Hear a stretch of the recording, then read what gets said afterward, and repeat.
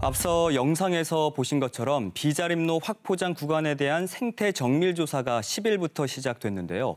제주도는 조류와 파충류, 양서류 등 분야별로 정밀 조사를 해서 26일까지 보고서를 작성할 계획입니다. 그래서 오늘 이 시간에는 현재 조사에 참여하고 있고요. 조류와 습지 보호 운동을 하는 국제 환경단체죠.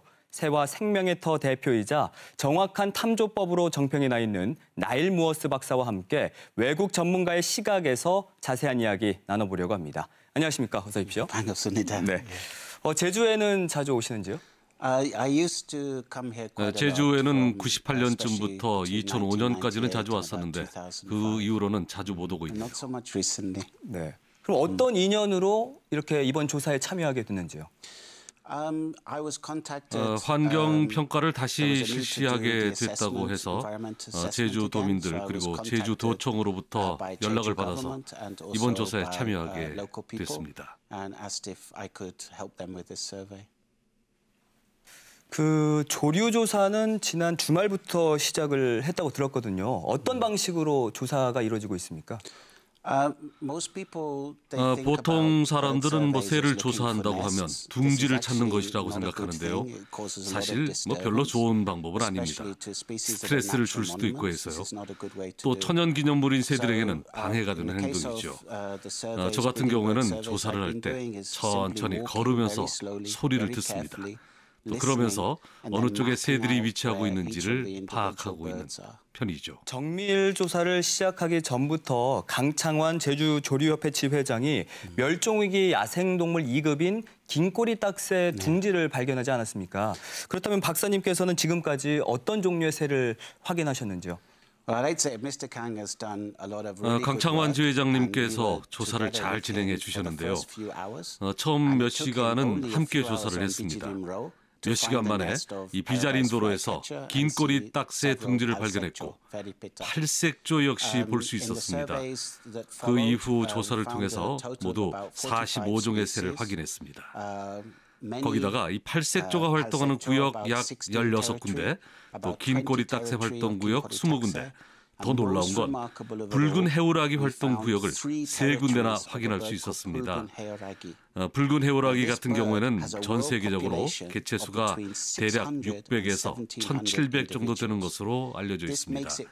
비교를 하자면 자이언트 판다보다 희귀한 것이라고 할 수가 있는 거죠. 비자림도로에서 이런 새들이 발견됐다는 것은 정말 놀라운 일입니다. 그래서 이 관련 조사 내용을 영국의 환경 전문가들에게 보냈다고 들었거든요. 혹시 답이 왔는지요? 전 세계적으로 서로 소통하는 멤버들이 있습니다. 많은 도움이 됐습니다. 도로 사업과 관련해서 환경 자문을 한 경험이 수십 년이 되신 분들이죠. 새 소리를 녹음하는 방법이라든가 숲 조사구역 같은 걸 어떻게 나눌 것인가에 대해서 조언을 주셨습니다. 저희가 알고 있는 방법과 비슷한 점이 있었습니다. 그 제주도에서 비자림로 공사 전에 했던 소규모 환경 영향평가 보고서를 혹시 보셨는지요? Yes. 이 보고서가 이틀간 조사에서 나온 결과라고 하거든요. 현지 조사 이틀만으로 도로 개발 사업을 한다.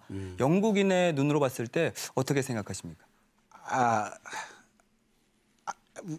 First reaction was speechless. 정말 할 말이 없을 정도입니다. 평가 수준이 너무 낮아서 고등학교 시험을 이 수준으로 봤다면 낙제할 정도라고 할 수가 있겠네요. 구체적으로 조사가 이루어지지도 않았고 특별한 정보도 없었습니다. 16종의 새만 발견했다고 하는데 제가 30분만 조사했을 때도 16종의 새를 발견했거든요. 이해가 안 되는 평가입니다. 정말 실망스럽고요.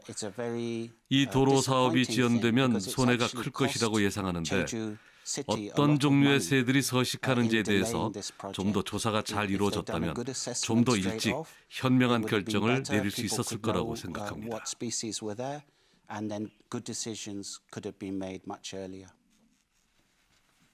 이 환경 영향평가 보고서를 보면 이틀 만에 16종의 조류를 발견했다고 하거든요. 박사님의 조사 결과와 큰 차이가 있습니다. 구체적으로 어떤 그런 차이, 그러니까 문제 때문에 이런 차이가 났다고 보시는지요? It's hard to say in brief. 짧게 말하기가 쉽지는 않네요. 분명 더 많은 새들이 있을 거라고 예상하고 있습니다. 사실 새 울음소리나 노래소리 같은 특징에 대해서 잘 모르고 조사를 진행한 것처럼 보이는데 이 정도 수준의 조사가 이루어진 경우라면 어느 국가라 할지라도 공개를 꺼릴 거라고 생각합니다. 당연히 재조사에 대한 요구가 나올 것이고 사람들의 평가도 부정적일 테니까요. 정확히 어떻게 조사가 이루어졌는지에 대해서 잘은 알지 못하지만 매우 부실한 조사라고 보입니다. 이번 조사에서 여러 희귀한 조류를 발견을 했습니다. 그렇다면 이제 어떻게 해야 할까요? 이 조류 전문가의 입장에서는 어떤 방안을 좀 가지고 계십니까? 발견한 새 개체 수를 고려해 봤을 때 이 지역이 정말로 중요한 지역이라는 걸 알 수 있었습니다. 정확한 데이터나 자료를 취합하는 것이 필요하고 그 후에 이 데이터를 정책 결정자들에게 전달해서 그분들이 현명하게 판단할 수 있도록 해야 한다고 생각합니다. 그 조류 관찰을 위해서 제주에 종종 오시는 걸로 알고 있는데 개발에 따른 제주의 환경 변화를 어떻게 평가하십니까? 이렇게 아름답고 특별한 개성을 가진 제주도가 너무나 빠르게 난개발이 되고 있어서 그걸 지켜보고 있으면 참 마음이 아픕니다. 예를 들어 성산포 같은 지역도 예전의 개성을 잃어가고 있는 것 같아요. 당연히 어떻게 개발할 것인지는 제주와 한국인들의 손에 달려 있겠죠. 바라는 점이 있다면은 사람들이 이 기후 변화라든가 또 미세먼지, 또 생물 다양성이라는 가치에 조금 더 관심을 가지고 제주를 위해서 최선의 모델, 또 개발 모델을 고심할 수 있기를 바랍니다. 현재를 위해서만이 아니라 미래 세대를 위해서도 말입니다.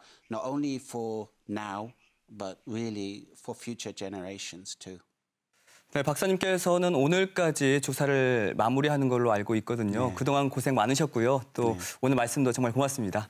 감사합니다.